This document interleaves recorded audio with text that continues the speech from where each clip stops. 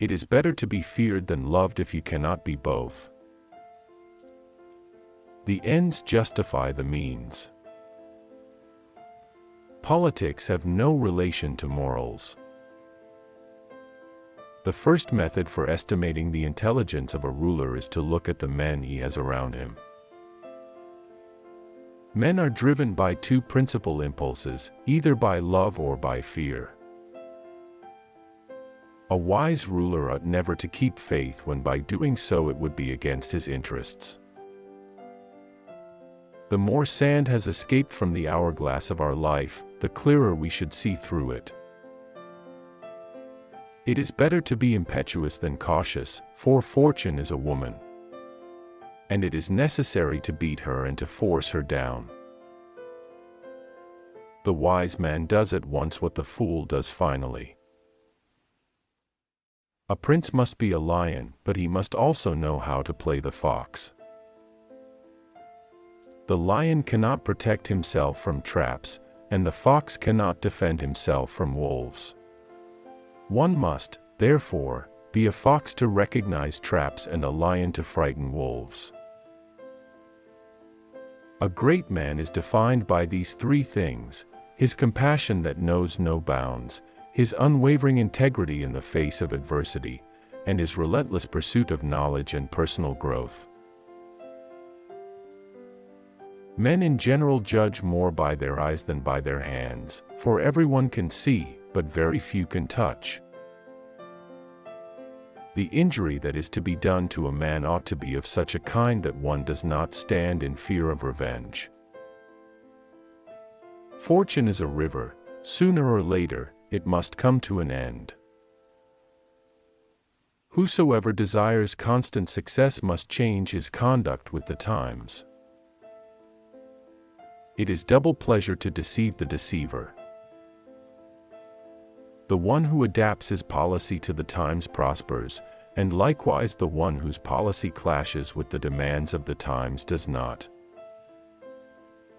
War is just when it is necessary; arms are permissible when there is no hope except in arms.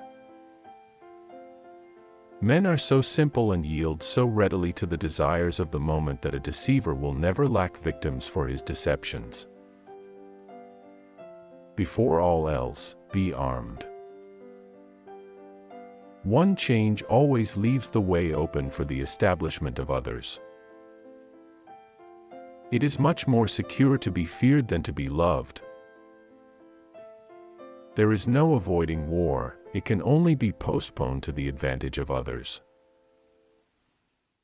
The more sand has escaped from the hourglass of our life, the clearer we should see through it. The wise man does at once what the fool does finally. Never attempt to win by force what can be won by deception. A prince never lacks legitimate reasons to break his promise. If an injury has to be done to a man, it should be so severe that his vengeance need not be feared. It is better to destroy one's enemies than to make friends with them by giving them help. The prince must always be able to choose and take the right path.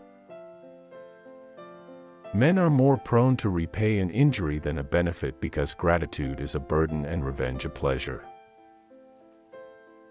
He who wishes to be obeyed must know how to command. A man who is used to acting in one way never changes. He must come to ruin when the times, in changing, no longer are in harmony with his ways. The promise given was a necessity of the past; the word broken is a necessity of the present. The great majority of mankind is satisfied with appearances, as though they were realities. The prince must consider, as has been in part said before, how to avoid those things which will make him hated or contemptible. There is no surer sign of decay in a country than to see the rights of religion held in contempt.